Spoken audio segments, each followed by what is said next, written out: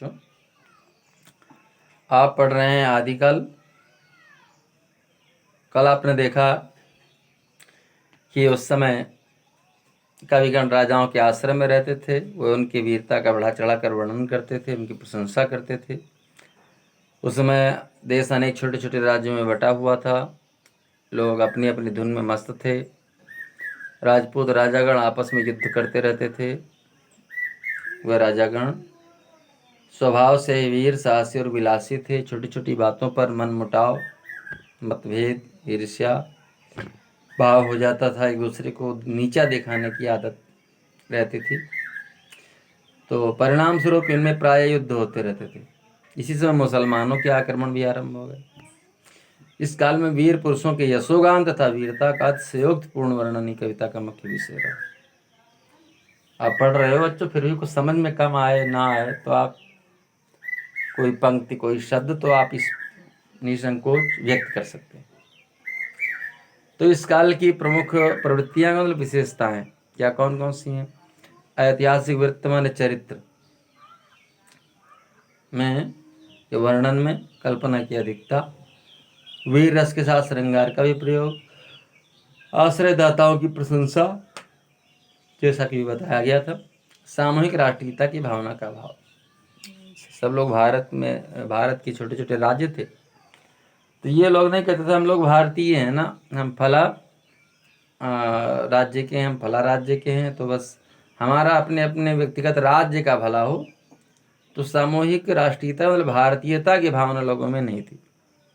युद्धों का सजीव और सुंदर वर्णन किया गया इस काल में रचनाओं में। आगे देखते हैं। इस काल की रचनाएं मुख्यतः दो रूपों में मिलती हैं। प्रथम प्रबंध काव्य के रूप में, वीर गीतों के रूप में।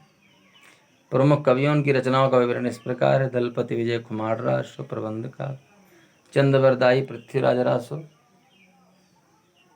प्रबंध काव्य, नल सिंह विजयपाल रासो प्रबंध काव्य, जगनिक परमाल रासो वीर गीत, नरपति नाल बीसल देव रासो वीर गीत, केदार भट्ट जयचंद्र प्रकाश वीर गीत, मधुकर जयमंग जसचंद्र का वीर गीत। ये आपने देखा। आगे देखिए, उपर्युक्त रचनाएं दी गई हैं, किंतु इनमें जगनिक का जो आला खंड है, परमाल रासो इसे कहा गया है, ये बहुत प्रसिद्ध है। इसमें है क्या, महोबा के दो प्रसिद्ध वीर राजकुमार हैं, आल्हा और उदल। इनके वीर चरित्र का विस्तृत वर्णन इसमें किया गया है। ये बहुत ही लोकप्रिय है। वर्षा ऋतु में भारत के गांव गांव में ढोलक की थाप के साथ यह गाया जाता है। इस काल में कुछ श्रृंगार तथा भक्ति रस की रचनाएं भी हुई, किंतु प्रमुखता वीर रस की ही रही। विद्यापति, अब्दुल रहमान, कुशल राय इस युग के अन्य प्रसिद्ध रचनाकार हैं। आगे देखिए, भाषा कैसी है इन ग्रंथों की। रासो ग्रंथों की भाषा कैसी है? इनकी भाषा डिंगल है, जो वीर काव्यों की अत्यधिक उपयुक्त है। भाव व्यंजना के लिए इसमें संस्कृत, प्राकृत, अपभ्रंश, अरबी, फारसी, पंजाबी, ब्रज आदि भाषाओं के शब्दों के प्रयोग खुलकर किए गए। इसमें हृदय को स्पर्श करने की अद्भुत क्षमता है। इन ग्रंथों में विविध छंदों का प्रयोग मिलता है। दोहा, सोरठा, त्रुटक, तोमर, चौपाई, गाथा, आर्या, सट्टक, रोला, छप्पय, कुंडलिया आदि का कलात्मक वर्णन हुआ है। बच्चों आगे बढ़ेंगे। भक्ति काल, जैसा कि नाम से स्पष्ट है, इस काल में भक्ति भाव की प्रधानता थी। आदिकाल का समापन हुआ तो राजनीतिक सामाजिक परिस्थितियां बदली। मुसलमानों का राज्य स्थापित हो गया। परस्पर युद्ध करने वाले छोटे छोटे राजाओं का अस्तित्व नहीं रह गया। इस परिवर्तित परिस्थिति में भक्ति भावना का उदय हुआ। तो इसकी दो शाखाएं हैं, पहला निर्गुण, दूसरा सगुण। निर्गुण के फिर दो पार्ट हैं। कौन कौन से?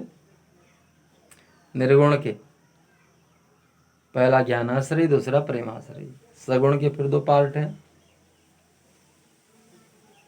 रामाश्रय और कृष्णाश्रय।